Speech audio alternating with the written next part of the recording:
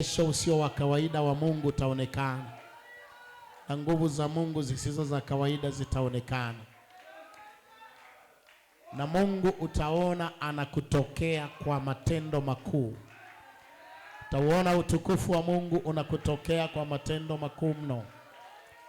Yale mambo uliyopambana nayo miaka mingi bila kuyaweza, utaona yanawezekana bila nguvu zako. Mkono wa Mungu, Roho wa Bwana yuko kwenye utendaji. Roho wa Bwana yuko kwenye utendaji. Ninakwenda kumshukuru Mungu, nitasoma maneno ya Mungu. Baada ya kumshukuru Mungu, nitasoma maneno ya Mungu. Roho Mtakatifu ameiandaa ibada kwa utaratibu huu, sio ule uliozoea. Acha afanye utaratibu aliopendekeza Roho Mtakatifu. Kuna kitu Mungu anafanya katikati yetu. Kuna watu Mungu anatutembelea. Kuna mtembeo wa Roho Mtakatifu sio wa kawaida. Baba yangu na Mungu wangu mtakatifu, ninakushukuru.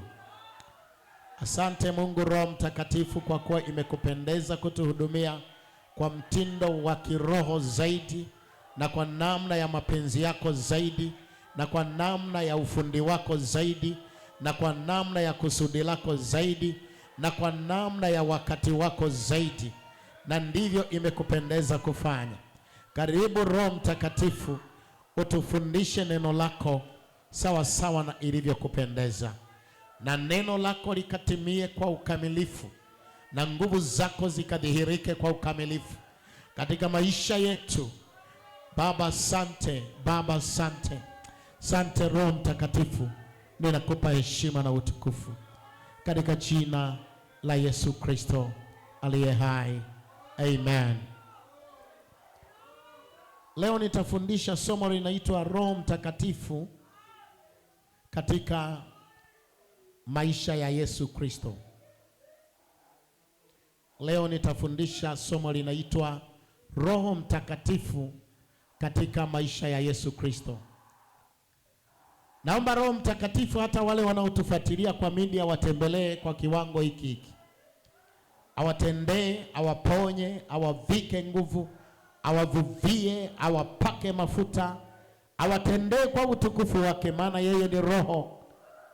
Kwa sauti hii inapowafikia na picha hii inapowafikia, uasiri wa Roho Mtakatifu watembelee wote mnaotufuatilia, maana katika madhabahu hii moto wa Roho Mtakatifu unawaka kugusa maisha ya watu. Somo la leo linaitwa Roho Mtakatifu katika maisha ya Kristo, au Roho Mtakatifu anavyoonekana na kutenda kazi katika Kristo Yesu. Roho Mtakatifu anavyoonekana na kutenda katika Kristo Yesu. Somo hili ni muhimu kwa sababu kuu zifuatazo. Sisi ni wa Kristo, na Ukristo ni umasihi, na umasihi ni upako mafuta, na upako mafuta ni uviko wa Roho Mtakatifu. Somo hili ni muhimu kwamba sisi ni wa Kristo. Kristo ameitwa Kristo, maana yake mpakwa mafuta. Na sisi ili tuwe wa Kristo lazima kupakwa mafuta kwa Roho Mtakatifu. Na ili kuyaona vema maisha ya Yesu Kristo yakiingia ndani yetu, yakawa ndani yetu kama yalivyo katika Kristo, ni lazima kuchunguza na kuelewa Roho Mtakatifu alivyotenda kazi katika Kristo Yesu, ili kuyavuta maisha ya Kristo yaingie ndani yetu,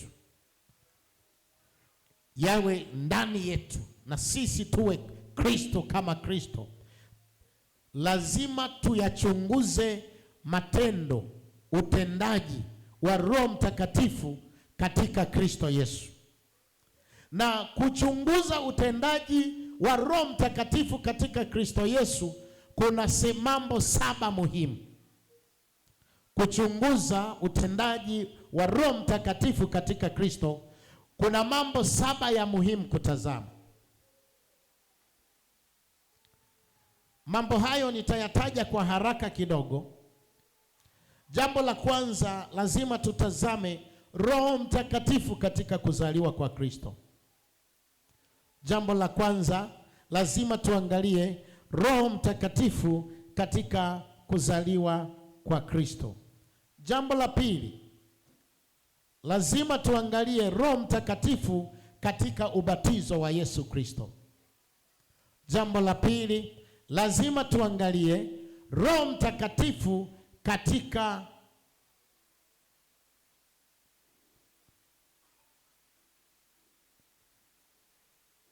ubatizo wa Yesu Kristo.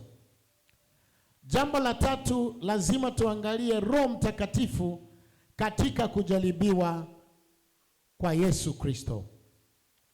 Jambo la tatu, lazima tuangalie Roho Mtakatifu katika kujaribiwa kwa Yesu Kristo. Jambo la nne ambalo tutaangalia ni Roho Mtakatifu katika huduma ya Yesu Kristo. Jambo la nne tutakaloangalia ni Roho Mtakatifu katika huduma ya Yesu Kristo. Na jambo la tano tutakaloangalia ni Roho Mtakatifu katika kusulubiwa na kuteswa kwa Yesu Kristo. Jambo la tano ni Roho Mtakatifu katika kusulubiwa na kuteswa kwa Yesu Kristo. Hilo litakuwa la tano. Jambo la sita tutakaloangalia ni Roho Mtakatifu katika kufufuka kwa Yesu Kristo. Jambo la sita ni Roho Mtakatifu katika kufufuka kwa Yesu Kristo. Na jambo la saba na la mwisho ni Roho Mtakatifu katika kupaa kwa Yesu Kristo. Haleluya. Haleluya. Haleluya. Mambo haya saba tukiyatazama, utamuona Roho Mtakatifu katika Kristo. Utauona namna ya kuufyonza Ukristo, kumfyonza Ukristo, yaani kumfyonza Yesu kupitia utendaji huu wa mambo saba, na wewe ukawa mpakwa mafuta, yaani Mkristo. Haleluya. Amen. Tuanze na jambo la kwanza. Ninaomba tusome Isaya 61 mstari wa kwanza hadi wa 3. Halafu tutasoma Luka sura ya 4 mstari wa 18 na Matendo ya Mitume. Haya ni maandiko ya utangulizi, maandiko ya utangulizi, na Matendo ya Mitume 10:38. Haya ndiyo maandiko makuu yaliyobeba somo. Isaya 61 mstari wa kwanza hadi wa 3. Roho ya ili atukuzwe. Wakati nimeshindwa kufundisha nikakaa, Mungu alikuwa ananisemesha. Kuna mtu alikuwa ananena kwa lugha hapo, alikuwa anasema na mimi. Anasema, nimekupaka mafuta kuinua watu. Nimekupaka mafuta kuwavusha watu mipaka wasioivuka. Nimekupaka mafuta kuvuka mipaka ya ukoo wao na kuvuka mipaka ya ufahamu ya wao. Sasa nitataka nizungumze kidogo juu ya soma na Luka 4:18. Luka 4:18.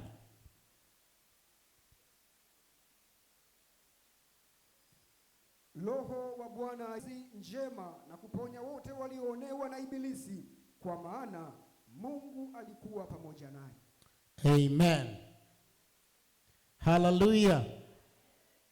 Haleluya.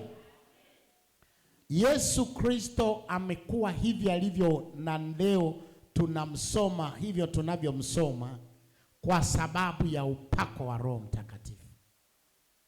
Alitenda yote aliyotenda kwa sababu ya kuvikwa upako wa Roho Mtakatifu.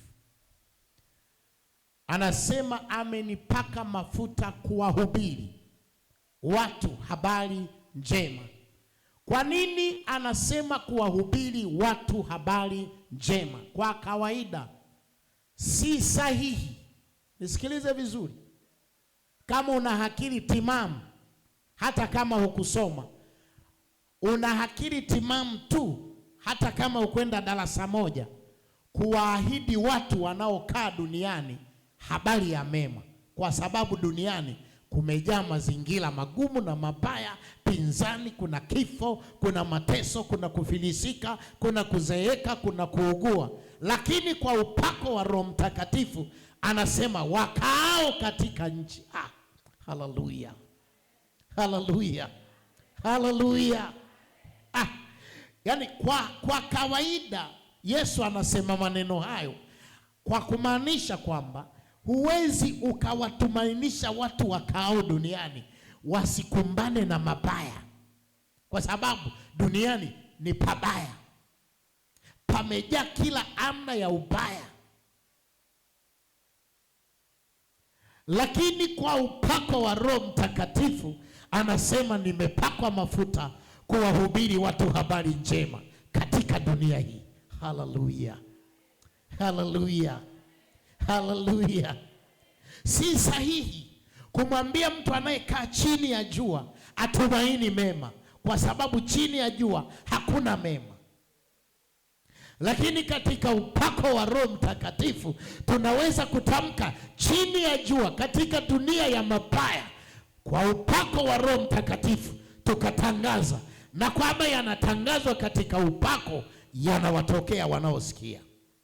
Haleluya. Hebu nisichelewe sana huko, nianze kuzaliwa kwa Yesu. Roho Mtakatifu katika kuzaliwa kwa Yesu, jambo la kwanza, Luka 1:35, ambalo Biblia inasema malaika akajibu akamwambia, Roho Mtakatifu atakujilia juu yako na nguvu zake aliye juu zitakufunika kama kivuli. Kwa sababu hiyo, haleluya.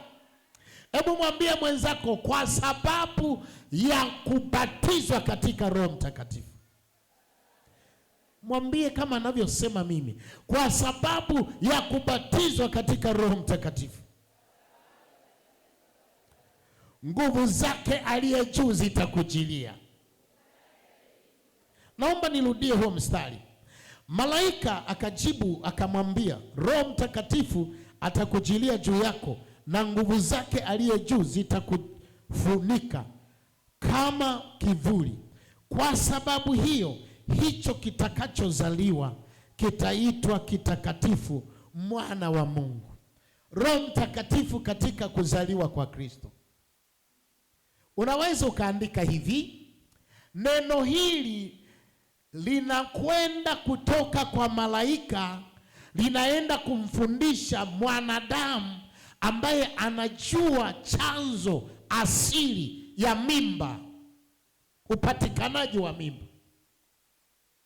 Mwanasayansi mzuri anajua chanzo asili ya kupatikana mtoto. Sasa huyu anashangaa, anatangaziwa habari njema katika hali ya kutokuwa mume, anatangaziwa utapata mimba. Sasa kumbe tangazo ile yeye analipinga, anasema haiwezekani. Akamwambia hapana, kwa sababu Roho Mtakatifu atakujilia juu yako. Haleluya, haleluya, haleluya.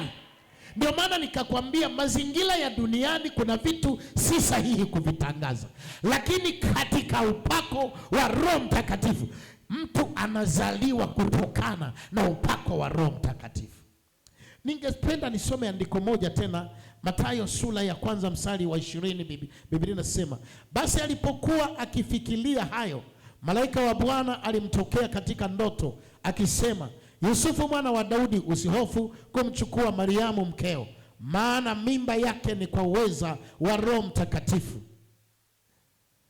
Maneno haya katika Luka sura ya 1:35 huthibitisha mambo matatu muhimu. Moja, Yesu asili yake ni katika Roho.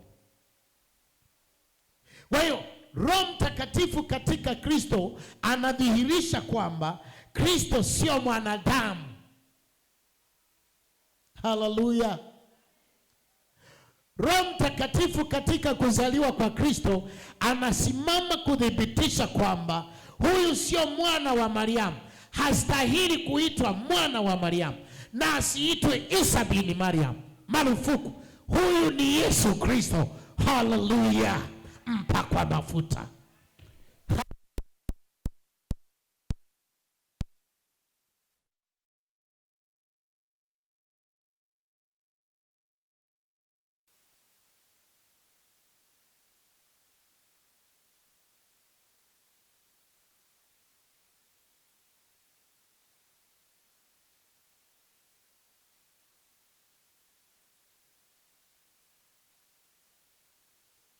Kubadilishiwa shauku.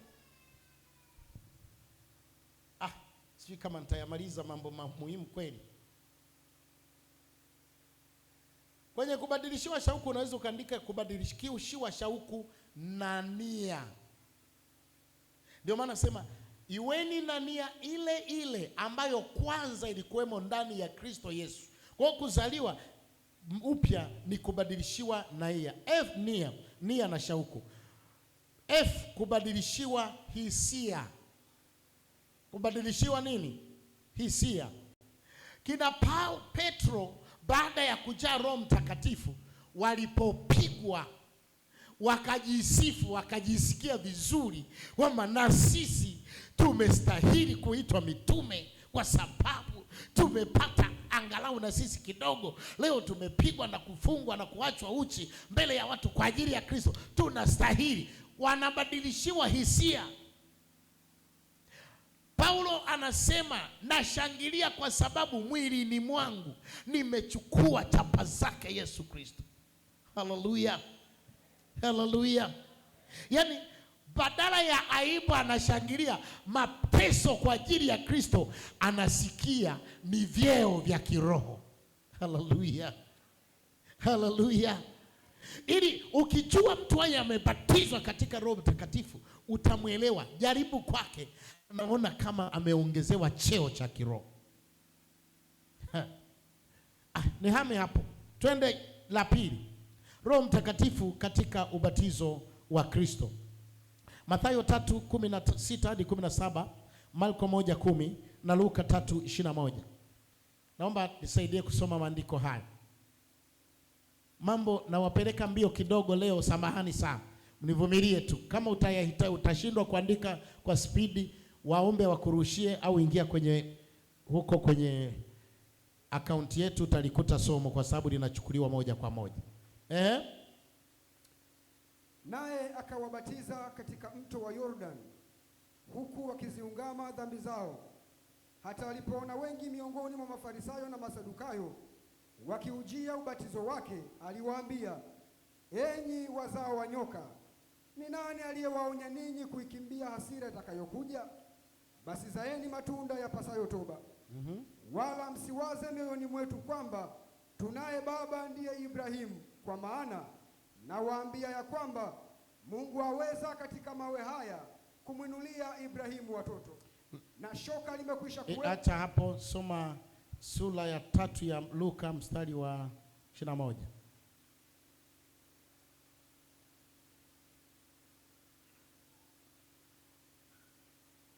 Ikawa watu wote walipokwisha kubatizwa, na Yesu naye amebatizwa, naye anaomba, mbingu zilifunuka, Roho Mtakatifu akashuka juu yake kwa mfano wa kiwiliwili kama ua. Sauti ikatoka mbinguni, wewe ndiwe mwanangu mpendwa wangu, nimependezwa nawe. Katika ubatizo wa Yesu Kristo, Roho Mtakatifu anashuka na sauti inatoka kwamba huyu ndiye mwanangu mpendwa ninayependezwa naye. Mambo ya kuzingatia hapo, andika hivi. Katika ubatizo wa Kristo, Roho Mtakatifu alimsimika Kristo kwa ajili ya kusudi la wokovu au la kuokoa. Alimsimika kwenye makusudi yake. Maana yake nini? Kristo anapomwokoa mtu, anamrudishia kusudi la Mungu aliyomletea duniani. Hapa tulikuwa tunaishi nje ya makusudi ya kuumbwa kwetu kabla hatujaokoka. Nje ya Kristo watu wanatembea mbali na makusudi ya kuumbwa kwao, wanafanya vitu ambavyo si kusudi la Mungu kuwaumba. Lakini tunapookolewa tunarejeshwa kwenye kusimikwa kwenye lile kusudi la kuumbwa kwetu. Lakini B, alipakwa mafuta ili kuishi maisha matakatifu kwa niaba ya binadamu. Alipakwa mafuta au aliwekwa wakfu ili kuishi maisha matakatifu kwa ajili ya wanadamu. Si aliwekwa wakfu ili kutembea na huduma yake hadharani.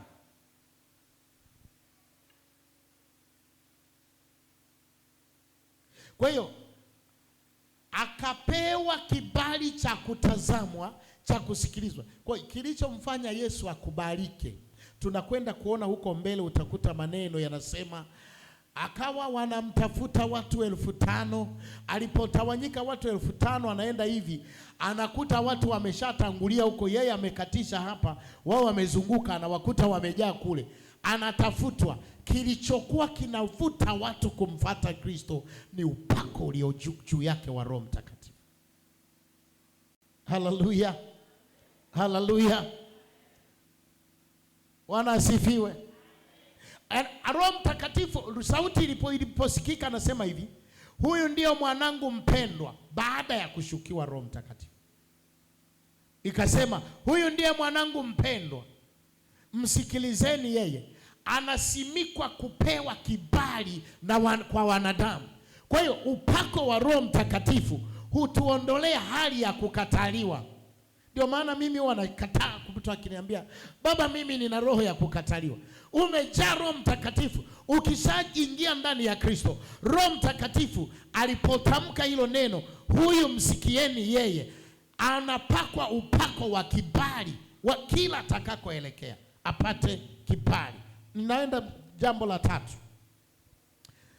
Roho Mtakatifu katika kujaribiwa kwa Kristo. Mathayo 4:1 hadi 11.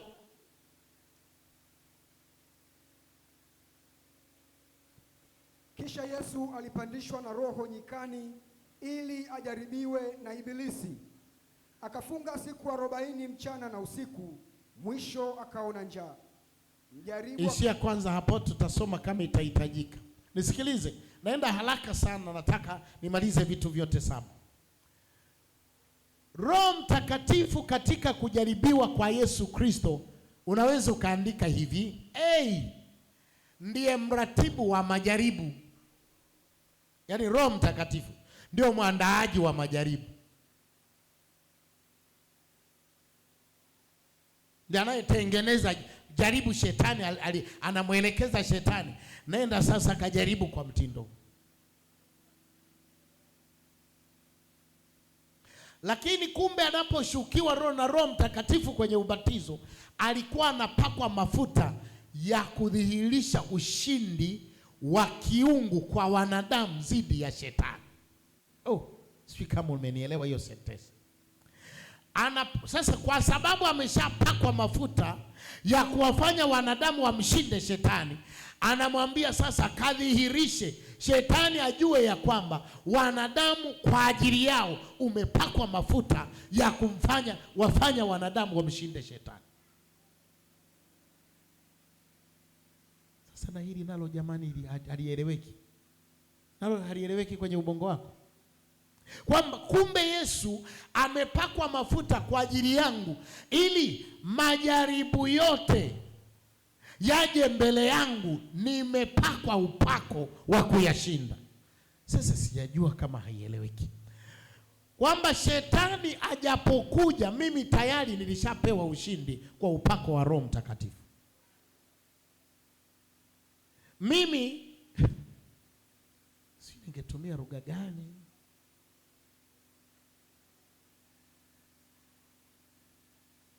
Sisi huku mwanzo huku, kabla ya kuwa na vyama vingi, wangapi walikuwa wanapiga kula kabla ya vyama vingi? Wangapi walikuwa wanapiga kula kabla ya vyama vingi? Mgombea alikuwa akiwekwa huku walikuwa linaweka nini?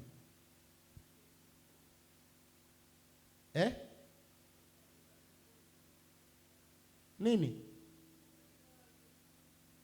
Hebu simama, mpeni maiki tumsikie. Walikuwa wanaweka nini? Mgombea anakuwa hapa kabla ya vyama vingi. Huko walikuwa wanaweka nini? Wanaweka nyundo au jembe. Yaani huku kulikuwa kunawekwa picha yoyote tu, kupicha tu. Kwa sababu mgombea ni nani? Sasa huyu mtu anaenda kugombea kweli. Sijui ameshapakwa upako wa kuwa mtawala. Sijui kama mnanielewa. Sijui kama mnanielewa. Huyu mtu ameshapakwa upako wa kuwa. Kwa tunapo Yesu amepakwa mafuta wakati anabatizwa, Roho Mtakatifu anamuinua sasa, anampeleka nyikani ili akajaribiwe na shetani. Lengo kwenda kudhibitisha tu kwa shetani kwamba wanadamu kwa Roho Mtakatifu ni washindi dhidi ya shetani. Kwa Roho Mtakatifu hauwezi shetani kuangusha. Kwa Roho Mtakatifu. Kwa ndio maana tunapo si kama nitaweza kuyaendea yote haya. Waebrania sura ya 4 mstari wa 14 hadi wa 15. Waebrania 4:14 hadi 15.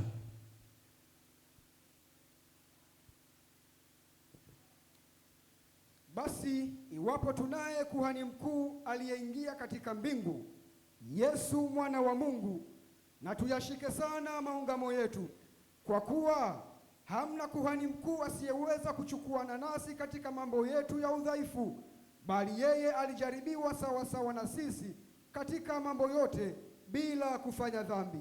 Basi na tukikaribie kiti cha neema kwa ujasiri, ili tupewe rehema na kupata neema ya kutusaidia wakati wa mahitaji. Wakati wa majaribu, haleluya. Wakati wa mateso, wakati wa shida, wakati wa upinzani, wakati wa mabaya, huo ndio wakati wa kudhihirisha Yesu. Tunaye kuhani aliyepakwa mafuta, ambaye alipopakwa mafuta ubinadamu wetu akaubeba, kaenda nao kushinda, akajaribiwa majaribu yote. Sina muda wa kufundisha majaribu ya Yesu Kristo, lakini yale majaribu yako majaribu matatu ambayo ndani yake yana majaribu yote ya dunia. Wanasifiwe. Yale majaribu matatu aliyojaribiwa Yesu ndani yake yana majaribu yote ya wanadamu. Kwa hiyo Yesu amekwenda kama mpakwa mafuta, aliyepakwa mafuta kuonyesha kama wanadamu dhidi ya shetani ni washindi. Wakati wa majaribu tukikaribia kiti cha neema,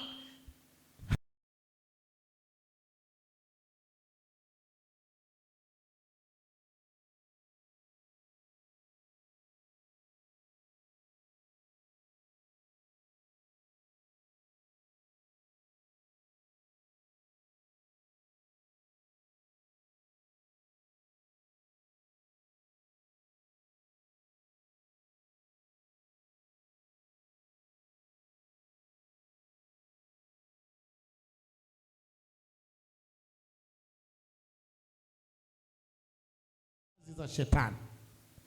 Hivyo mwanadamu anaagizwa kufata tu upako wa Roho Mtakatifu aliye katika Kristo Yesu. Namba 4, jambo la 4, Roho Mtakatifu katika huduma ya Kristo. Roho Mtakatifu katika huduma ya Kristo. Tumemwona Roho Mtakatifu katika kuzaliwa kwa Yesu Kristo. Tukamwona Roho Mtakatifu katika majaribu ya Yesu Kristo, katika ubatizo. Tukamwona katika majaribu. Sasa hebu tuangalie katika huduma. Isaya 61 mstari wa 1 hadi wa 3. Na Luka 4:18. Na Luka 4:14 na Matendo 10:31. Tunaiangalia huduma ya Yesu katika Roho Mtakatifu, au Roho Mtakatifu katika huduma ya Yesu Kristo. Roho ya Bwana Mungu i juu yangu, kwa sababu Bwana amenitia mafuta ni wahubiri wanyenyekevu habari njema. Amenituma ili kuwaganga waliovunjika moyo, kuwatangazia mateka uhuru wao, na hao waliofungwa habari za kufunguliwa kwao.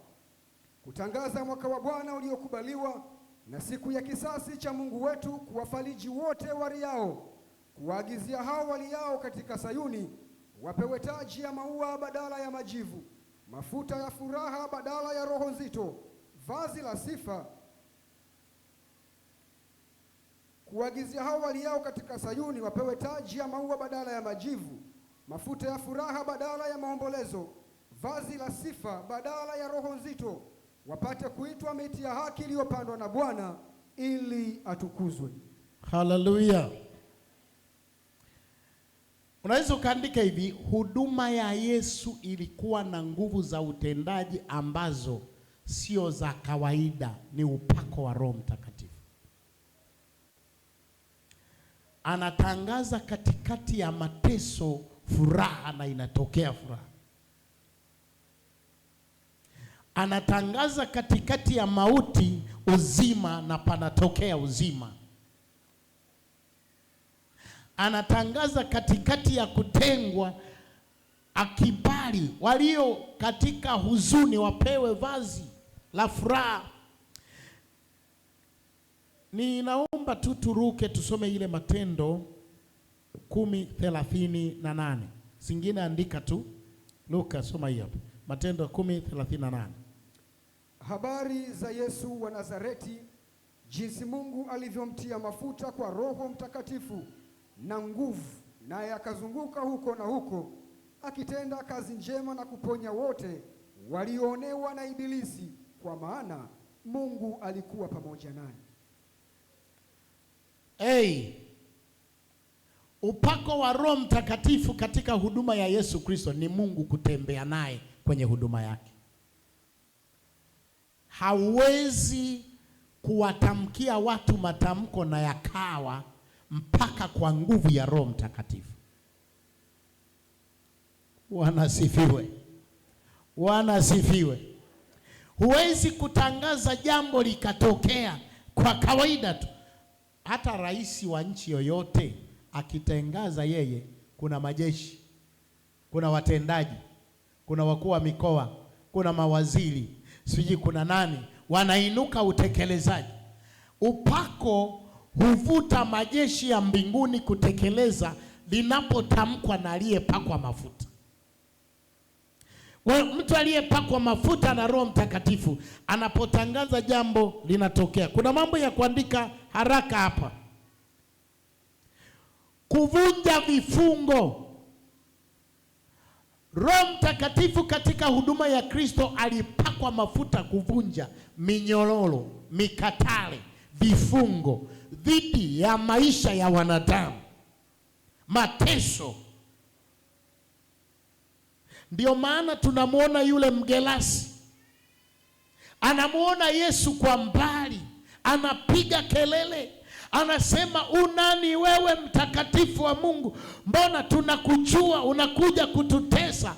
Yaani vifungo vinamwachia yule kichaa, anafunguliwa, pepo wanatoka kwa sababu ya upako wa Roho Mtakatifu. Na ndio maana tunapokuwa katika Roho Mtakatifu, tunapotangaza mtu, kama kuna kitu kimeng'ang'ania maisha yake, pale pale tunaposema neno la Mungu namna hii, hata hapa ninapohubiri, Roho Mtakatifu kuna watu anawafungua, kuna watu anawagusa, kuna vitu vinaachia, kwa sababu ya Yesu Kristo ni mpakwa mafuta kwa ajili ya kufungua watu.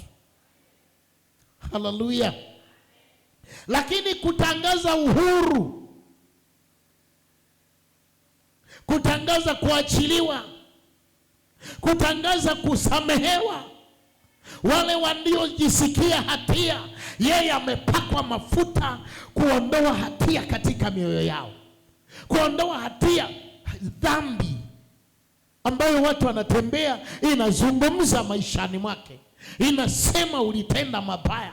Akijaribu kuomba, dhambi inamtangulia. Akitaka kutoa sadaka, dhambi zake zinamtangulia. Akitaka kukata roho, dhambi zake zinatangulia. Akitaka kutumaini majibu kutoka kwa Bwana, dhambi na maovu yake yanamtangulia. Akitaka kuimba, anakosa, anashindwa, furaha ya kuimba inapotea. kwa sababu hatia zinasikika moyoni. Yesu Kristo anatangaza msamaha na kuondolewa hatia. Hata kama mtu alitenda dhambi, Yesu amepakwa mafuta kuondoa hatia ya dhambi katika maisha. Ndio maana Yesu ametuacha huru. Baba yangu mimi aliwahi hapa Dar es Salaam, akamtumia jini padri. Wachawi wasivyo na adabu, hata padri kamtumia jini kweli. Lakini nilikuwa namuuliza tulipokutana naye, hivi unakumbuka vile? Nachukia. Yaani anasema nani natamani wale wote nilio wazuri ningewaona niwaambie Yesu anasamehe. Mimi amenisamehe. Yaani Yesu yupo, amepakwa mafuta. Na ndio maana zile taratibu za dini za kusameheana dhambi za kidini hazina nguvu ya kuiondoa dhambi ndani, lakini Yesu amepakwa mafuta. Haleluya! Akitangaza msamaha, umesamehewa, mbingu zinafunguka, zinaondoa hatia yako, zinafuta hatia yako. Roho Mtakatifu anaandika kwa damu ya Yesu kwenye moyo wako. Unaisikia haki imebandikwa kwenye moyo wako, unajisikia mimi ni mwenye haki. Haleluya! Muda wangu hautoshi. Andika hivi, Roho Mtakatifu katika huduma ya Yesu Kristo, hata pepo alikuwa wanatolewa kwa upako wa Roho Mtakatifu. Yesu alikuwa anatoa pepo kwa upako wa Roho Mtakatifu. Andika Marko 3:27 na 29. Soma hapo. Marko 3:27 na 29. Hawezi mtu kuingia ndani ya nyumba ya mtu mwenye nguvu na kuviteka vitu vyake asipomfunga kwanza yule mwenye nguvu, ndipo atakapoiteka nyumba yake. Amini nawaambia, dhambi zote watasamehewa wanadamu na kufuru zao watakazokufuru zote, bali mtu atakayemkufuru Roho Mtakatifu hana msamaha hata milele, ila atakuwa na dhambi ya milele. Mtu mwenye nguvu hawezi kwenda kwenye nyumba ya mtu mwenye nguvu. Akafika ndani ya nyumba ya mtu mwenye nguvu, akachukua vitu vya mtu mwenye nguvu bila kumfunga kwanza mwenye nguvu. Kwa Kiswahili karefu kidogo. Maana yake ni nini? Nani ana nguvu hapa? Hamna. Wote dhaifu. Nani ana nguvu? Wewe una nguvu. Na wewe? Njoni hapa.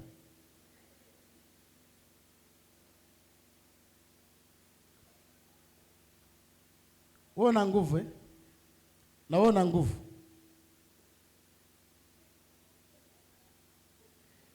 Mnyang'anye yeye saa.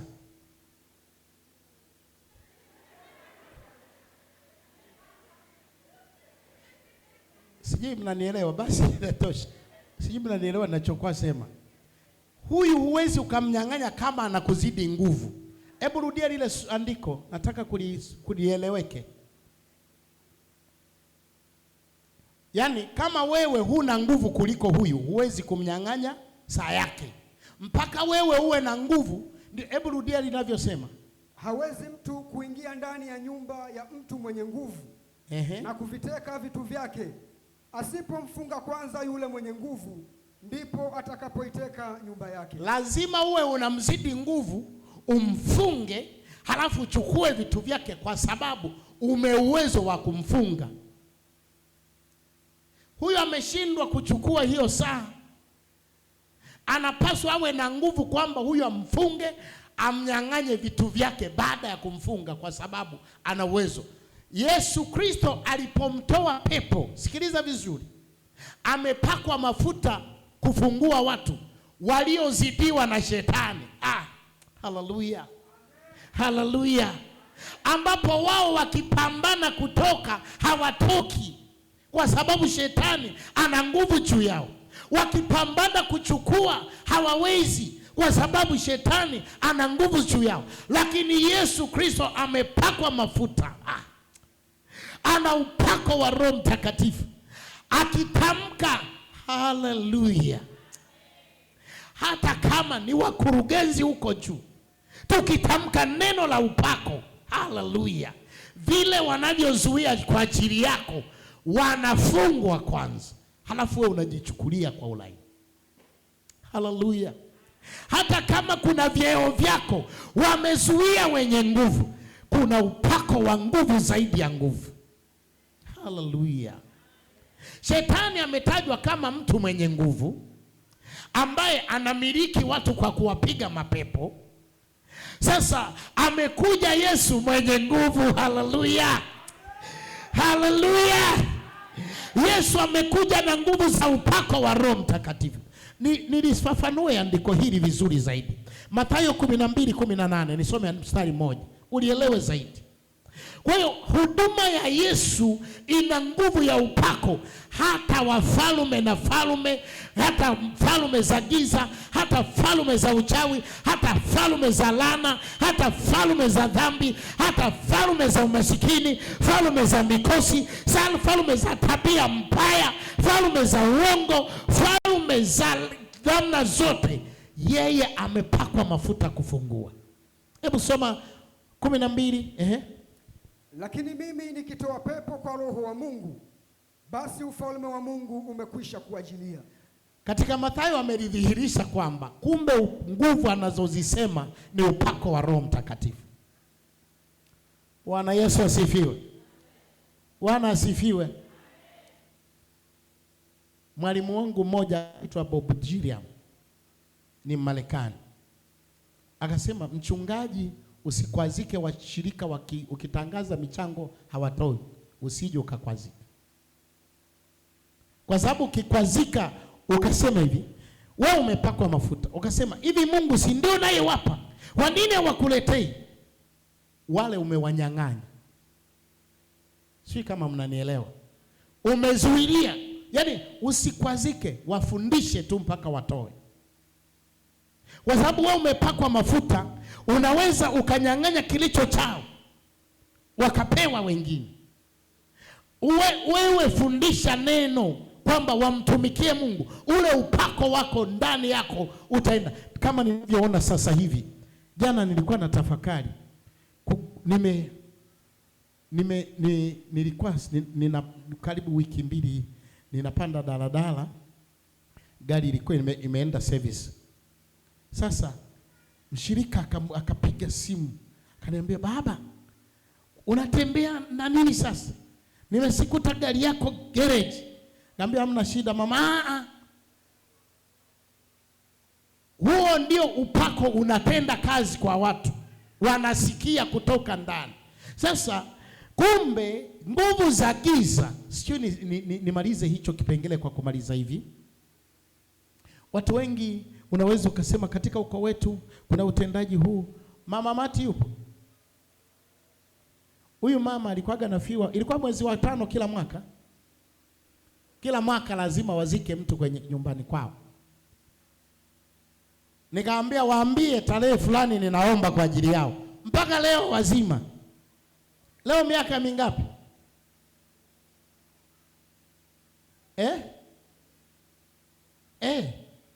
Wamesahau. Ilikuwa tarehe ile ikifika, siku moja wakasema leo tumevuka. Ile tarehe ikifika, wasema leo tumevuka, hatujavuka.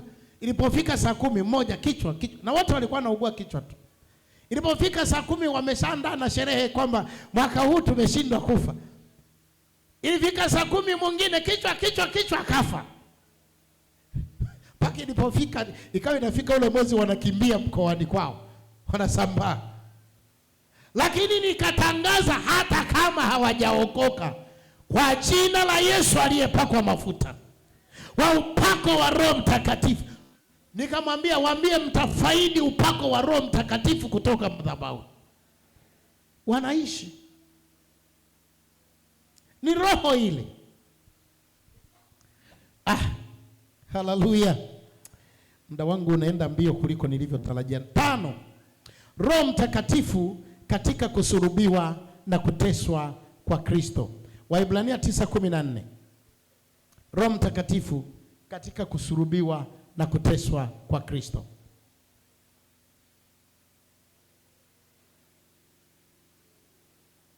Waebrania 9:14. Basi si zaidi damu yake Kristo, ambaye kwamba kwa Roho wa milele alijitoa nafsi yake kwa Mungu kuwa sadaka isiyo na mawaa, itawasafisha dhamiri zenu na matendo mafu, mpate kumwabudu Mungu aliye hai. Wapendwa,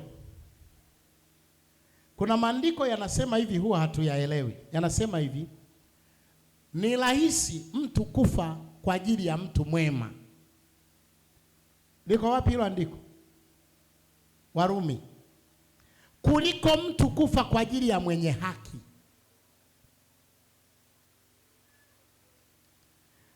Na Yesu akalizungumza kwa mtindo huu, na Yohana, katika Yohana akalizungumza kwa mtindo huu. Hakuna upendo wa mtu kutoa uhai wake kwa ajili ya rafiki zake. Sio ndugu, sio kama mnanielewa. Sio ndugu, rafiki. Bila Roho Mtakatifu Yesu kujitolea kwa hiari, kwa furaha, hata wanaompiga anawasamehe, hata waliomtukana anawasamehe, hata waliomtemea mate anawasamehe. Na sio tu anawasamehe, anawaombea kwa Mungu Baba, usiwaandikie dhambi kwa haya wanayonitendea. Kwa sababu kujitoa kwake ndani ni kwa Roho Mtakatifu, ni upako wa Roho Mtakatifu usio wa kibinadamu. Wewe sikiliza bwana, hata kama utampenda binti, nye vijana nye, utampendaje? Kakija kakawa kana kuibia nyumbani, upendo unaishi. Kakikutukana, jana nilikuwa nasuluhisha kesi kwa simu, kanitumia mmoja message, baba mwambieni mtoto wenu asikana nitumia message za kunikashifu mimi. Huyu binti alitoroka akaenda kwa huyo mwanaume, sisi tulimzuia. Sasa wameanza kuumizana. Lakini Yesu, wale wanaomtukana kwa furaha, kwa moyo wa kweli, anamlilia Mungu. Hapana Baba, dhambi hizo usiwaandikie.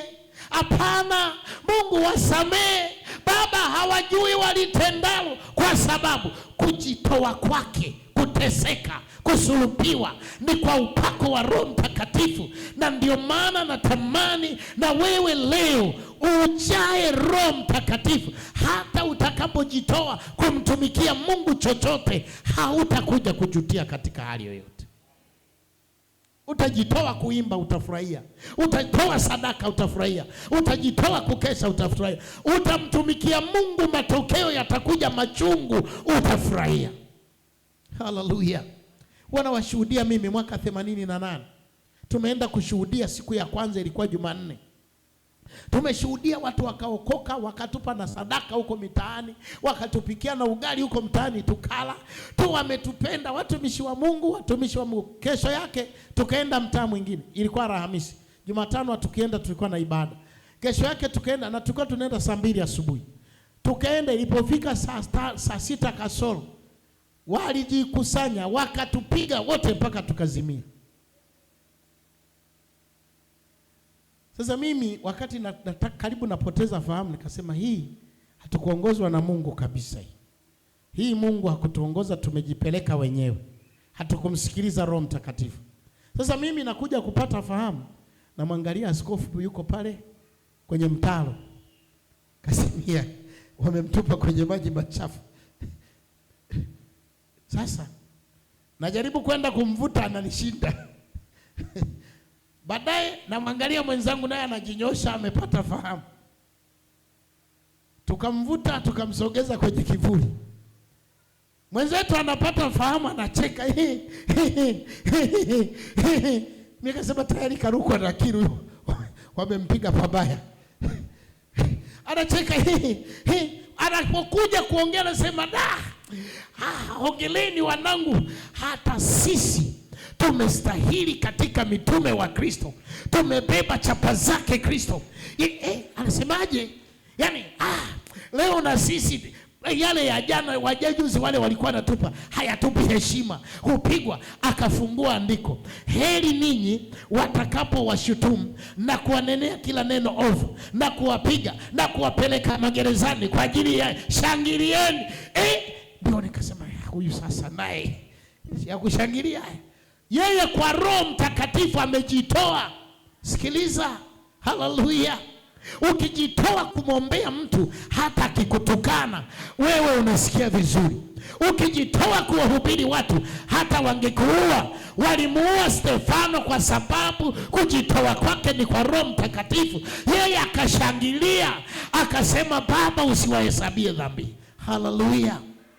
Yesu alikuja kwetu tukiwa tumemchukiza, tumemtenda mabaya, hatumtaki, tumemkataa. Hata aliposema tukamkosoa, tukasema ana pepo Beelzebuli, tena mwenda wazimu, tukamtukana. Lakini kwa sababu kwa Roho wa milele alijitoa kwa ajili yetu, akayastahili mapigo, akayakubali, akayashangilia, na hata tulipomkataa alituombea rehema. Ndio maana leo tumeokoka. Haleluya, haleluya. Andika namba 6, Roho Mtakatifu katika kufufuka kwa Yesu Kristo. Warumi 1:4. Roho Mtakatifu katika kufufuka kwa Yesu Kristo.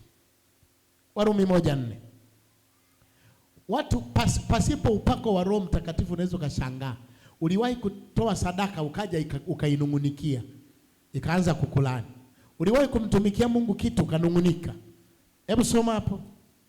Na kudhihirishwa kwa uweza kuwa mwana wa Mungu kwa jinsi ya Roho ya utakatifu kwa ufufuo wa wafu, Yesu Kristo Bwana wetu. Kwa Roho Mtakatifu alimfufua kwa wafu ili kudhihirisha kwamba ni mtakatifu. Haleluya. Si walimhukumu kama mwenye dhambi? Roho Mtakatifu amemfufua kudhibitisha kwamba, nisome andiko la mwisho hapo, Warumi 8:11. Warumi 8:11. Lakini ikiwa roho yake yeye aliyemfufua Yesu katika wafu anakaa ndani yenu, yeye aliyemfufua Kristo Yesu katika wafu ataihuisha na miili yenu iliyo katika hali ya kufa kwa roho wake anayekaa ndani yenu. Sasa wapendwa, niongee mambo machache hapa. Kumbe Yesu alishukiwa na Roho Mtakatifu kwa sababu amebeba limwili la kufa. Halo? Huo mwili wako wewe huo ni wakufa, huo mwili huo ni wakufa.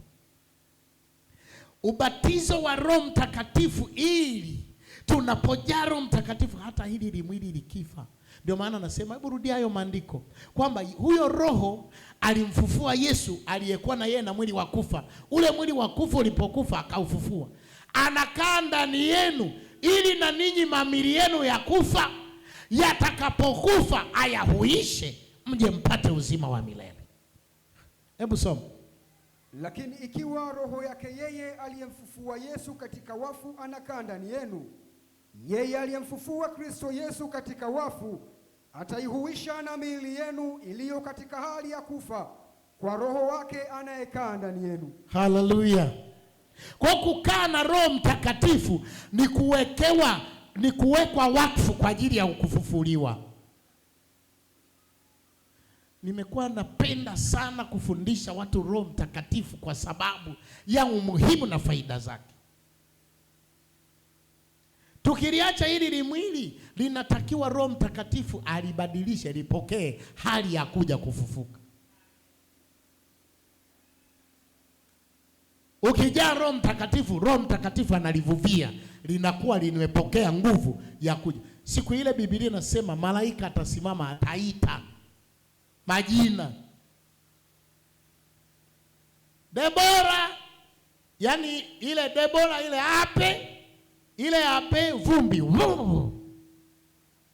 ile ape na mavumbi yote, mtu anatoka, kwa sababu alijazwa Roho Mtakatifu kwa ajili ya kuweka wakfu kwa ufufuo. Haleluya. Mwisho andika 7. Roho Mtakatifu katika kupaa kwa Yesu Kristo. Matendo 2:33.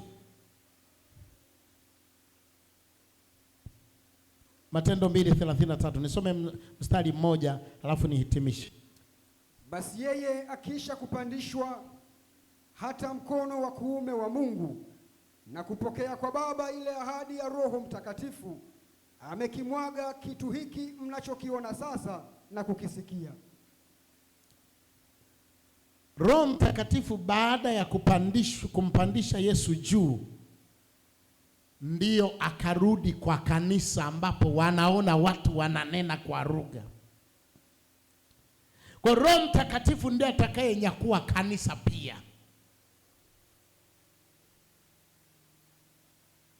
Wathesalonika ameandika hivi: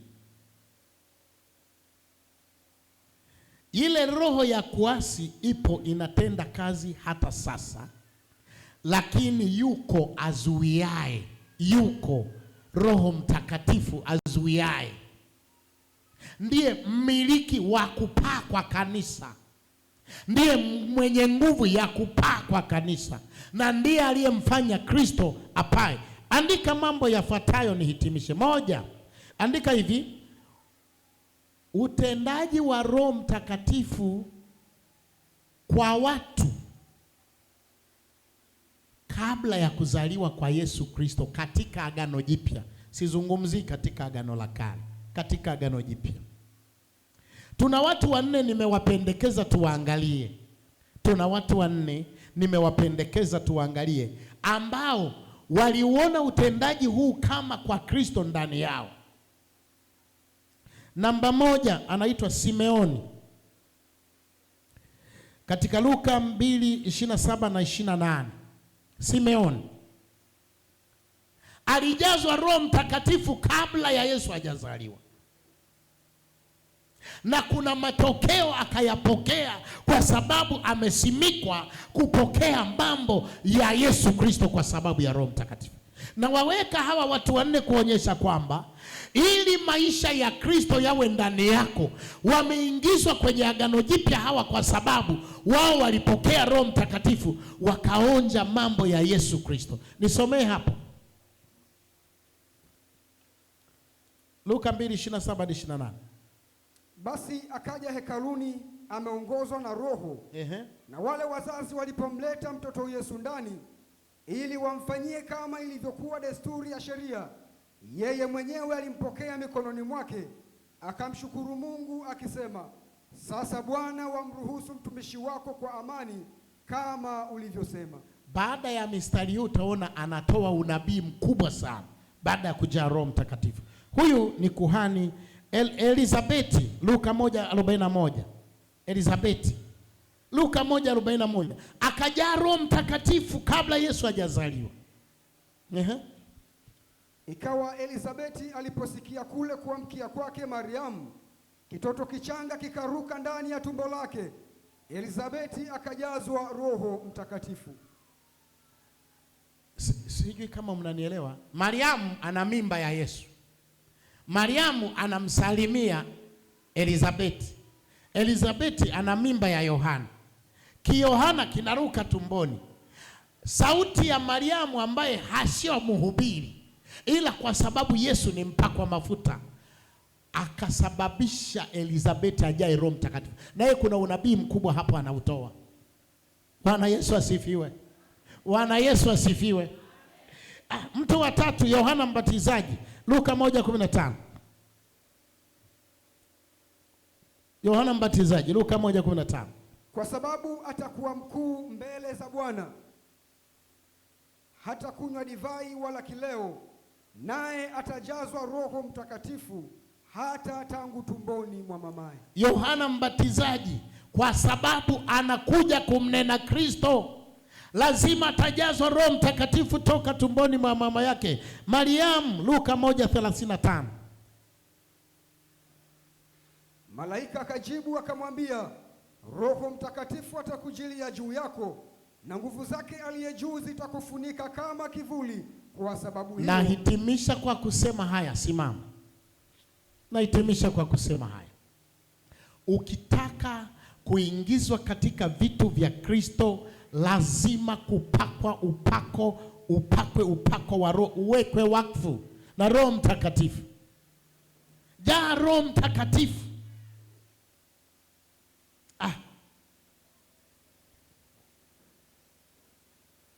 Bwana Yesu asifiwe sana. Bwana Yesu asifiwe sana. Ukipakwa na Roho Mtakatifu, wewe sio mpaka uitwe mchungaji Ngasa. Wewe tu unaweza kutamka kwa ajili ya familia. Katika yale niliwafundisha utendaji wa Roho Mtakatifu katika sehemu 3. Niliwaambia hivi, Roho Mtakatifu anatenda kazi. Lile andiko lililoandikwa Yeremia Yoeli 2:28 linasema kwa wote wenye mwili, sio waliookoka tu. Hata wapagani ni wenye mwili.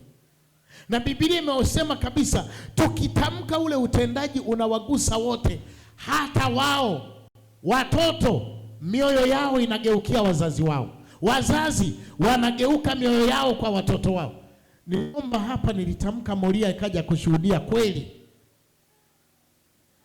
Baba aliyetelekeza mtoto zaidi ya miaka 7 sijui 9 kaja mwenyewe kumtafuta mtoto. Utendaji wa Roho Mtakatifu. Haleluya. Haleluya. Hebu funika macho, sema maneno haya. Sema maneno haya. Funika macho yako, fumba macho yako. Rudia maneno haya kutoka moyoni mwako. Mimi nakusaidia tu kusema, na kama uyaseme wewe kwa sauti. Sema, Mungu Roho Mtakatifu, mimi nimemwamini Yesu Kristo. Yesu Kristo ni mpaka mafuta ili anibatize kwa Roho Mtakatifu, ili aniweke wakfu kwa Roho Mtakatifu, ili anitendee kwa Roho Mtakatifu. Maana katika Roho Mtakatifu Yesu amepakwa mafuta ili anitangazie mwili katika dunia isiyo na mema, katika wakati ambao mema hayapatikani. Anihubiri habari ya mema, na nimesikia neno lako, habari za upako wa Roho Mtakatifu, nami naipokea habari njema katika maisha yangu. Kwa Roho Mtakatifu unitangazie mema na mimi leo. Napita Roho Mtakatifu, tangaza mema yangu leo, tangaza ushindi wangu leo, tangaza kufunguliwa kwangu leo, tangaza amani yangu leo, nipate furaha, nipate amani, nisivae vazi la aibu tena, bali vazi la furaha. Badala ya kilio kiwe kicheko kwangu, kwa upako wa Roho Mtakatifu, kwa upako wa Roho Mtakatifu, kwa upako wa Roho Mtakatifu. Roho Mtakatifu shuka juu yangu.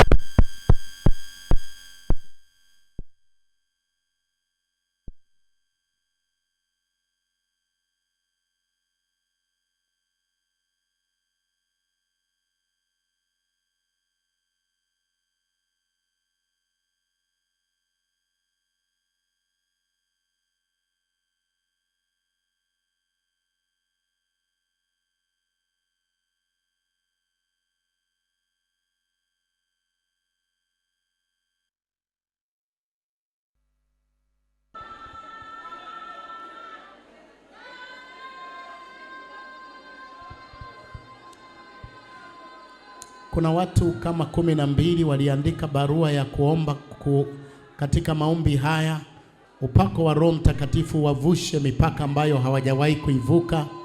Naomba uje mbele.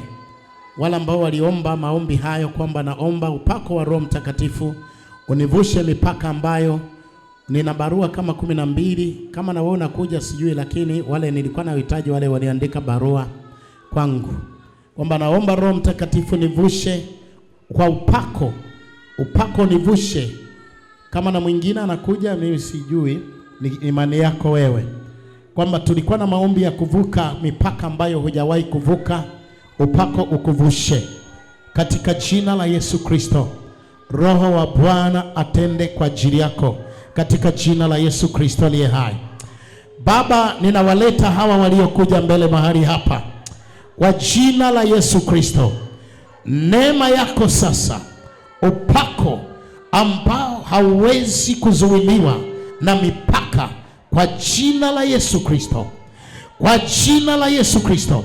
Roho Mtakatifu, ninatamka kwa roho wako, ninatamka kwa neno la kinabii, ninatamka kwa mafuta ya Roho Mtakatifu.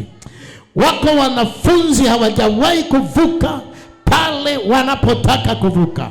Wako watu hawajawahi kuvuka, maisha yao kiroho yamewekewa mstari usiovukika. Miko shikaka rikata sabiko rikata Simon rikata sai remelishika katika jina la Yesu Kristo.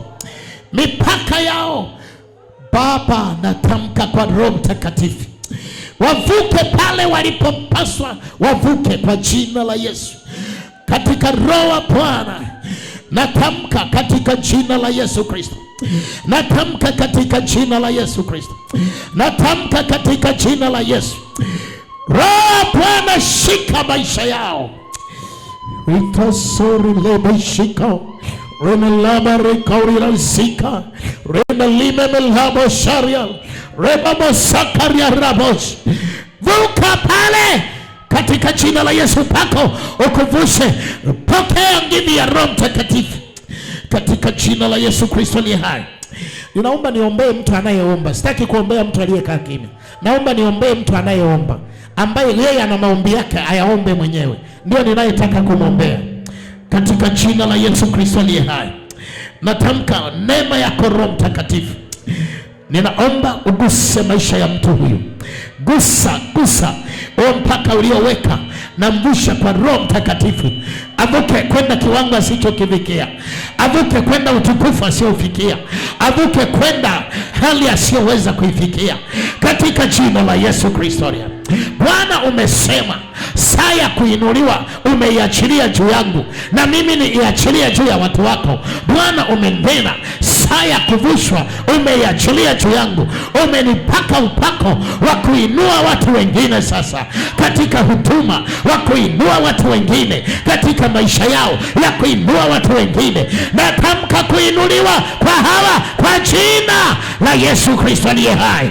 Ushaburi laba litakasemi lemenishi litalima maraba wese katika jina la Yesu Kristo aliye hai.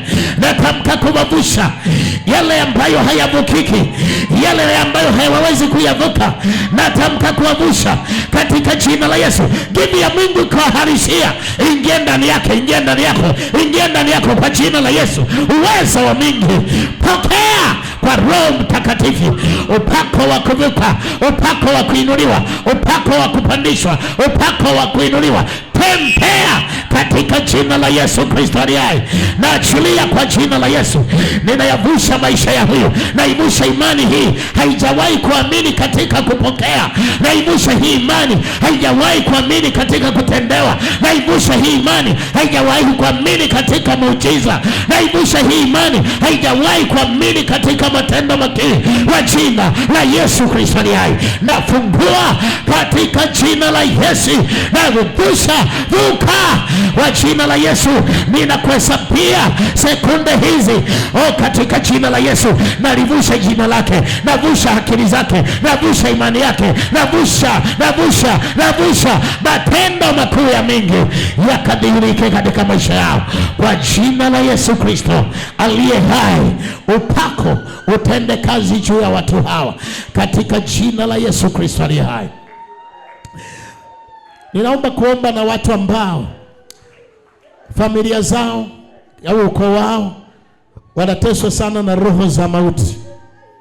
Vifo ni vingi, watu ambao familia zao vifo ni vingi. Ninaomba pita mbele kwa mtu wa familia hiyo. Utasimama tu, usipige magoti, kwa jina la Yesu Kristo aliye hai. Utasimama tu na watamke kwa majina watu ambao wamekuwa familia yenu. Unaweza ukaitamka kwa jina la ukoo, kwamba ukoo huu Bwana tunaotaka kuukomboa. Yesu amesema Roho wa Bwana yu juu yangu, amenipaka mafuta kuwatangazia watu uhuru wao, kuwatangazia watu kufunguliwa kwao, kuwaacha huru waliokaa katika uvuli wa mauti, waliokaa katika hali ya kufa, waliokaa katika mitego ya mauti. Kwa jina la Yesu natangaza, ninasema watamke mwenyewe, kwa jina la Yesu Kristo aliye hai, natangaza kutoka mautini. Roho ya mauti, ninasimama mbele yako wa upako wa Roho Mtakatifu. Nasimama mbele yako, nimewekwa wakfu kukupinga, nimewekwa wakfu kukukataa, nimewekwa wakfu kukuzuia kuua, kwa jina la Yesu Kristo. Ewe roho ya mauti juu ya watu hawa, Bwana kukemee, toweka kwa jina la Yesu. Roho ya kifo, roho ya magonjwa, roho ya mateso, roho ya udhaifu, toweka. Ninakukamata kwa moto wa Roho Mtakatifu. Mwachie huyo, mwachie katika jina la Yesu. Toweka juu yake kwa jina la Yesu Kristo aliye hai. Roho ya mauti toka, roho ya mauti toka, roho ya mauti, milango ya mauti na kuzimu. Yesu anasema nimepewa mamlaka, nami ninazo funguo za kuzimu na za mauti. Ninazo funguo za mauti na za kuzimu. Ninayafunga malango ya kuzimu, ninayafunga malango ya mauti, ninayafunga malango ya kufa, ninayafunga malango ya kufisha kwa jina la Yesu. Taweka juu ya watu hawa, naondoa alama ya mauti juu yao, iliyoandikwa kichawi, iliyoandikwa kwa mizimu, iliyoandikwa kwa dhambi, kwa makosa na laana walizozifanya, kwa maagano waliongea katika ukoo wao. Ninayaharibu. Upako wa Roho wa Bwana uwatokee pale walipo katika jina la Yesu. Toka, toka, toka, toka, toka, toka, toka, toka, toka, roho za mauti, Bwana kukemee katika jina la Yesu Kristo aliye hai. Na achilia nguvu ya uhai na uzima na roho ya kumcha Bwana ikawe juu yako katika jina la Yesu Kristo aliye hai. Tumejifunza neno la Mungu ya kwamba Yesu Kristo alipakwa Roho Mtakatifu ili ashinde majaribu. Ninaomba, karibu kanisa zima, omba ombi hili. Wewe ambaye unajaribiwa, Yesu amepakwa mafuta ushinde kila jaribu. Vita vyote vishinde, kila vita iliyo mbele yako. Ninasema na wewe ambaye majaribu mengine hayajakutokea, yatakuwa mbele yako, lakini Yesu nimepakwa mafuta ili ushinde kila jaribu katika jina la Yesu Kristo aliye hai. Ninatangaza juu ya vita vyako na juu ya jaribu lako katika jina la Yesu, katika jina la Yesu, katika jina la Yesu, katika jina la Yesu, katika jina la Yesu, katika jina la Yesu. Nakupa kushinda kwa upako wa Roho Mtakatifu. Natamka kushinda vita vyako, zile kuta zinazosimama ili kukupinga. Yesu amepakwa mafuta wa Roho Mtakatifu aende kujaribiwa kwa ajili yako, aende kujaribiwa kwa ajili yako. Yesu amepakwa mafuta ili aondoe majaribu yako, ili akushindie majaribu yako. Upako huo uje juu yako, upako huo uje juu yako, upako huo uje juu yako katika jina la Yesu. Nikarabamorishakaka itasamelemeri la babosha katika jina la Yesu, katika jina la Yesu. Wewe ambaye umekuwa na jaribu la kila ukipata kazi unaachishwa, unaacha kwa jina la Yesu. Bwana kushindia hilo jaribu na ukatae. Ondoa imani ya kuwa unaacha kazi, ondoa imani ya kuwa unaahirisha kufanya kazi. Nasema kwa jina la Yesu, nasema kwa jina la Yesu, nasema kwa jina la Yesu. Natamka natamka kwa jina la Yesu, natamka kwa jina la Yesu, natamka kwa jina la Yesu, natamka upako uyaguse maisha yako, usiondolewe tena. Bwana akuvushe. Ninatangaza kuondoa majaribu yako na kushindwa kwako katika jina la Yesu Kristo aliye hai, katika jina la Yesu Kristo aliye hai. Unapoanza kusitawi, ajira inasitishwa. Unapoanza kuinuka na kujulikana, ajira inaharibiwa. Natangaza jaribu hilo Yesu alipelekwa nyikani akajaribiwa kwa ajili yako. Unapoanza kuinuka unazuiliwa. Natangaza pokea upako wa kukuvusha katika jina la Yesu Kristo aliye hai, katika jina la Yesu Kristo aliye hai, katika jina la Yesu Kristo aliye hai, katika jina la Yesu Kristo aliye hai, katika jina la Yesu Kristo aliye hai. Natangaza, natangaza, natangaza, natangaza, natangaza kuna mtu anatakiwa toke hapo katika jina la Yesu. Ninanena kwa roho wa Bwana, toka pale, toka hapo ulipo, toka hapo ulipo, toka, toka, toka, toka. Napeleka nguvu ya kukubeba ikutoe hapo katika jina la Yesu Kristo aliye hai. Bwana akutegemeze kwa nguvu na kwa mkono wake wa jina la Yesu Kristo aliye hai.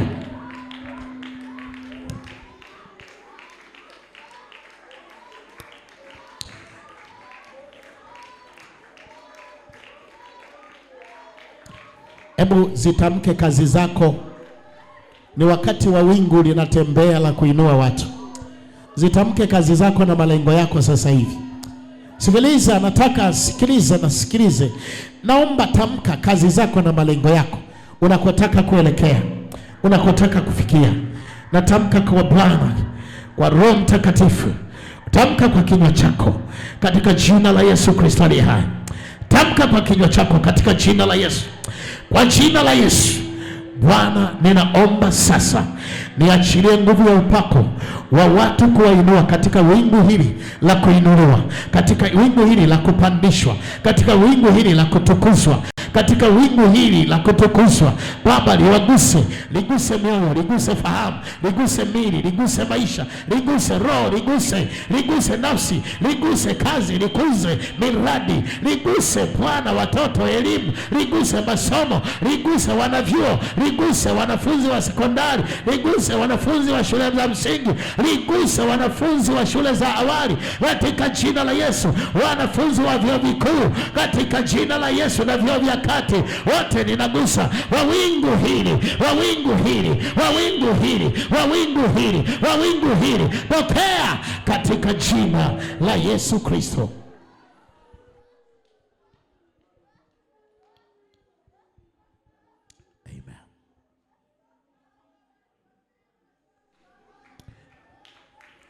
Mungu anisamehe. Namshukuru pia Mungu kwa kunipa neema ya wokovu tena. Basi naomba apige magoti, naomba kanisa zima tusimame. Rudia maneno haya. Sema, Mungu Baba, Mungu Baba, naja mbele zako. naja mbele zako. Nimekutenda dhambi wewe. Nimekutenda dhambi wewe. Nimekukosea wewe. Nimekukosea wewe. Mimi ni mwenye dhambi. Mimi ni mwenye dhambi. Naomba unirehemu. Naomba unirehemu. Naomba unisamehe Naomba unisamehe uovu wangu wote. uovu wangu wote. Yesu, unanipenda, Yesu, unanipenda. ila mimi nimekukosea. Ila mimi nimekukosea. Naomba rehema zako. Naomba rehema zako. Sina mwokozi mwingine Sina mwokozi mwingine ila wewe peke yako. ila wewe peke yako. Futa hatia zangu. Futa hatia zangu. Futa makosa yangu. Futa makosa yangu. Futa uovu wangu Futa uovu wangu. kwa damu yako Yesu Kristo. Kwa damu yako Yesu Kristo. Nirejeshee Nirejeshee roho ya toba, roho ya toba, roho ya utaua, roho ya utaua, roho ya kweli, roho ya kweli, roho ya haki, roho ya haki, roho ya kicho. roho ya kicho. Nisikutende dhambi tena. Nisikutende dhambi tena. Yesu, usiniache. Yesu, usiniache. Yesu, usiniache. Yesu, usiniache. Nirejeshee Nirejeshee Roho Mtakatifu Roho Mtakatifu aniongoze aniongoze katika maisha yangu, katika maisha yangu kwa jina la Yesu Kristo. kwa jina la Yesu Kristo. Amen. Naomba Wazee wa kanisa muweke mikononi mwa Mungu. Baba yetu na Mungu mtakatifu, ninakushukuru. Asante kwa ajili ya mtu mmoja ambaye ametambua hatia yake na makosa yake na dhambi zake, na ameona rudi kwako Bwana kuomba rehema, na ameona hawezi kuendelea kukaa mbali na wewe, na ameona hawezi kukaa mbali na uso wako, na ameona hawezi kwenda mbali na huruma zako. Ameshindwa kuishi peke yake bila wewe, ameshindwa kuendelea kukaa mbali na rehema zako. Baba, amekuja kwako. Kanisa tunaomba rehema kwa ajili yake. Kanisa tunaomba msamaha kwa ajili yake. Bwana Yesu, wewe uliye mwingi wa hasira, wewe uliye mwepesi wa rehema na msamaha, Baba, naomba rehema zako. Baba, naomba huruma zako. Baba, naomba fadhili zako. Baba, naomba neema yako. Neema yako ikawe juu yake katika jina la Yesu Kristo. Mtie nguvu upya, mfunike upya, mtakase upya, mpe vazi jipya, mpe roho mpya, mpe roho ya wokovu. Mungu ukamsimamishe, imarisha magoti yake ili akasimame mbele zako katika jina la Yesu Kristo. Amen.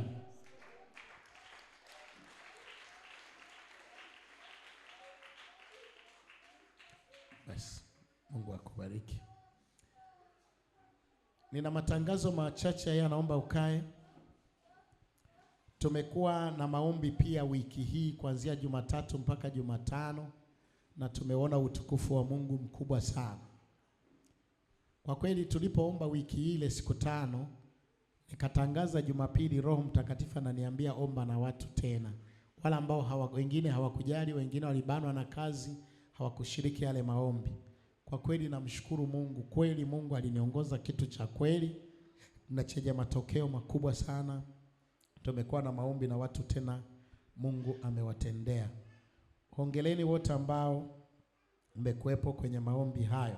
Tulikuwa tunaendelea na maombi hayo kuomba utendaji wa Roho Mtakatifu na katika kanisa, kwa maisha ya mtu binafsi na kwa utumishi na kwa ulimwengu.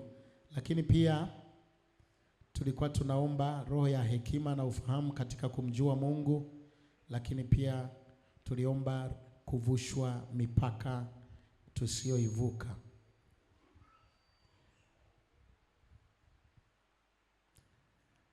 Lakini pia